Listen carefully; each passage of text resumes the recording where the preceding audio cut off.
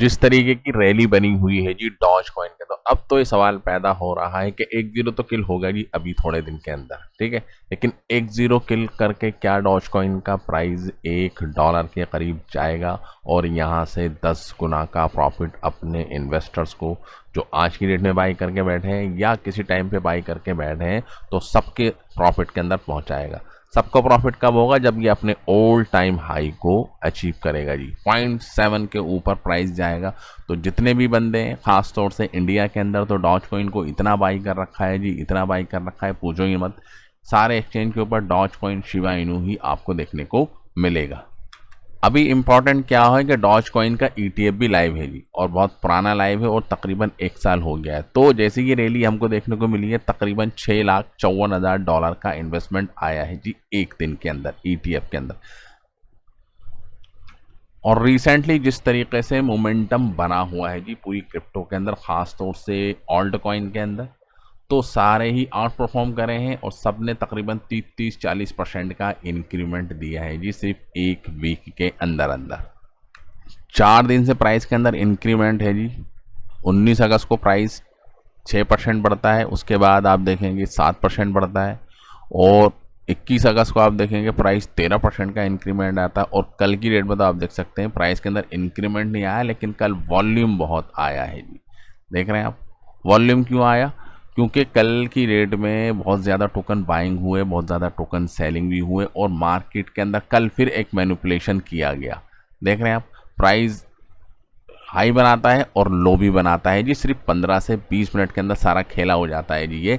और इसके अंदर सारी पूरी क्रिप्टो मार्केट के अंदर ये वीक आपको देखने को मिली होगी जी कल की डेट में, खास तौर से 15 मिनट के टाइम फ्रेम के अंदर ये सबको आपको देखने को मिली थी, क्योंकि प्राइस को फिर दोबारा से मैनिपुलेट किया गया। बिटकॉइन 79,000 चल रहा था, एकदम से 2000 पॉइंट नीचे गिरता है 79 से 77, ऐसे इथेरियम के अंदर भी आता है, डॉज कॉइन के अंदर भी आता है, सारी ऑल्ट कॉइन के अंदर यही सिनेरियो हमको देखने को मिला था जी कल की डेट में।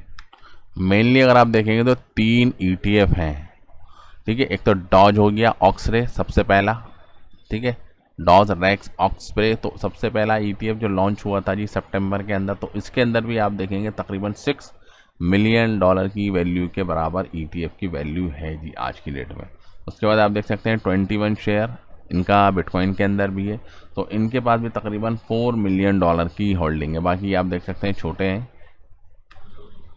तो ETF तो अपनी जगह है, लेकिन ETF कांस्टेंट वे के अंदर इनफ्लो नहीं लाता है जी, यानी कि जब प्राइस ऊपर गया तो एकदम से इनफ्लो आ गया, लेकिन जब प्राइस स्टेबल हो जाएगा तो इनफ्लो आना ही बंद हो जाता। तो 1-2 दिन की इनफ्लो के बेस के ऊपर हम टारगेट लगाना कि हाँ जी बहुत अच्छा चल रहा है, तो ऐसा नहीं है जी, ठीक है। लेकिन डॉज कॉइन की अगर बात करें तो नंबर 1 मीम कॉइन है, और 15 देख रहे हैं आप तकरीबन $14 बिलियन की मार्केट कैप है जी। फुल्ली FDV जिसको हम कहते हैं जी, $15.31 बिलियन की मार्केट कैप है। इम्पॉर्टेंट क्यों हो जाता है ये? क्योंकि वॉल्यूम बहुत आता है जी सारे एक्सचेंज के ऊपर, हर कोई प्रीफर करता है कि डॉज कॉइन को बाई करें, डॉज कॉइन को सेल करें। ये देख रहे हैं आप, ये कॉइन बेस का हमने लगा रखा है, और यहाँ पर देखिए कल की डेट में भी कितना बड़ा वॉल्यूम आया था जी इसके अंदर। देख रहे हैं आप वॉल्यूम देखिए जी, पायोनेक्स सबसे ज़्यादा वॉल्यूम जनरेट कर रहा है जी, $186 मिलियन का। फाइनेंस देख रहे हैं $155 मिलियन का वॉल्यूम आ रहा है जी। तो सारे ही एक्सचेंज के ऊपर मिलियंस ऑफ डॉलर का वॉल्यूम है, और इससे एक चीज़ का अंदाज़ा आप लगा सकते हैं कि आने वाले वक्त के अंदर अगर हम सब चीज़ों को, इन तीनों को कंबाइन करें जी, कॉइनबेस, बाइनेंस और फिनेक्स, ठीक है, तो अगर 1-0 किल होगा तो एक बड़ा रेजिस्टेंस है जी।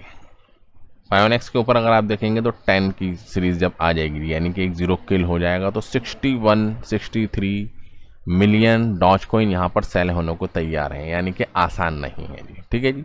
कॉइन बेस के ऊपर अगर आप देखेंगे तो कॉइन बेस के ऊपर भी 10 की सीरीज के ऊपर तकरीबन 17 मिलियन डॉज लगे हुए जी सेलिंग के लिए, ठीक है, लेकिन इतने नीचे बायर नहीं है जी। बाइनेंस के ऊपर अगर आप देखेंगे तो कॉइनबेस और फिनिक्स के कंपैरिजन में कम ऑर्डर लगे हुए हैं, ठीक है, तो यहाँ पर भी 10 की सीरीज के ऊपर है जी रेजिस्टेंस, इतना नहीं है, ठीक है। ये रेजिस्टेंस टूट सकता है, और अगर 1-0 किल हो गया तो बहुत आसानी से आप देखेंगे प्राइस ऊपर बढ़ता हुआ हमको दिख सकता है। अब अगर टोकेनोमिक्स की अगर हम इसकी बात करते हैं तो सबसे शॉकिंग बात, चौंकाने वाली जो इसका फैक्ट है वो ये है कि इसकी सप्लाई है जी अनलिमिटेड, यानी कि सप्लाई रोज़ बढ़ती है जी, इसकी डेली बढ़ती है जी। हर जब भी ब्लॉक मिंट होता है, ठीक है, तो आप देखेंगे 10,000 न्यू डॉज कॉइन मार्केट के अंदर आ जाते हैं, ठीक है। प्राइस नीचे गिरे या ना गिरे, सप्लाई डेली बेसिस के ऊपर यहाँ मिलती है और तकरीबन ऑन एन एवरेज 5 बिलियन, कितने जी, 5 बिलियन एक साल के अंदर नए डॉज कॉइन मार्केट के अंदर एंटर कर जाते हैं, ठीक है। तो अगर टोटल सप्लाई के हिसाब से अगर आप देखें तो 171 बिलियन अभी मार्केट के अंदर है जी इसकी टोटल सप्लाई, ठीक है। और उसके अंदर अगर प्राइस हम एज्यूम कर लें कि $1 चला जाए, ठीक है, $1 चला जाएगा तो बाई डिफ़ॉल्ट आप देखेंगे मार्केट कैप 171 बिलियन डॉलर की हो जाएगी। पॉसिबल है जी, प्रैक्टिकली थोड़ा सा इम्पॉसिबल है, लेकिन थ्योरेटिकली कैलकुलेशन करने में कोई बुराई नहीं है। अभी भी ऑल टाइम हाई से तकरीबन 87% डाउन है। वजह क्या है कि एलॉन मस्क अब इसको डायरेक्टली सपोर्ट नहीं करते हैं जी, कोई ट्वीट्स नहीं आता है जी, अब तो सिर्फ इसकी हाइप बनती है, कम्युनिटी आती है। लेकिन अगर डॉज कॉइन को सपोर्ट कर दे जी एलॉन मस्क और एज ए पेमेंट के तौर के ऊपर ट्विटर के ऊपर सब्सक्रिप्शन लेते हैं ना आप, तो उसके अंदर डॉलर की जगह अगर आप डॉज कॉइन को ऐड कर देंगे तो और भी ज़्यादा एक कैटलिस्ट के तौर पे ये न्यूज़ निकल कर सामने आ सकती है, ठीक है, और प्राइस ऊपर बढ़ सकता है। ये रेजिस्टेंस बना हुआ है जी, पहले भी तकरीबन 13 जून 2026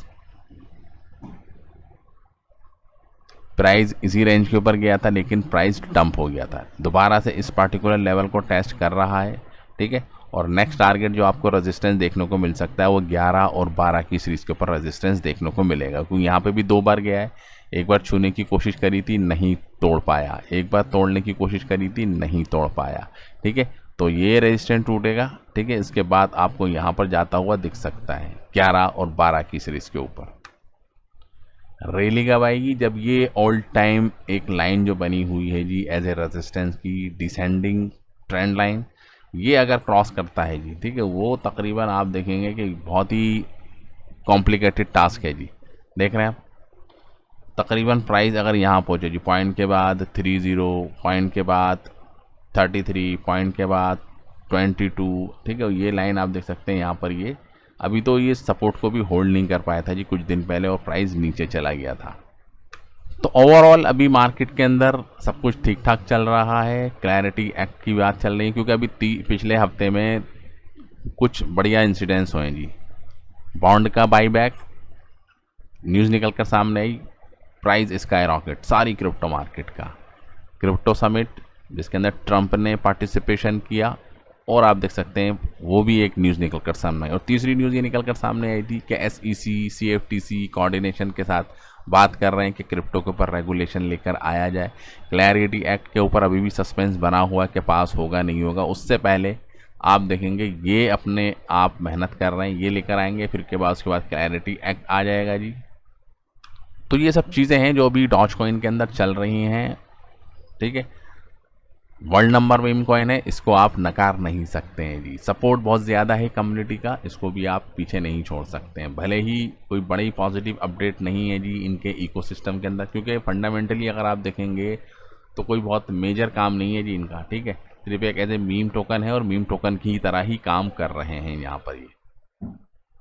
तो अभी आप इंतज़ार कीजिए जी 12 की सीरीज़ को टूटने का। अगर ये 12 की सीरीज़ तक जाएगा तो नेक्स्ट रैली हमको प्राइस के अंदर डबल होती हुई दिख सकती है। तो thank you very much for this video.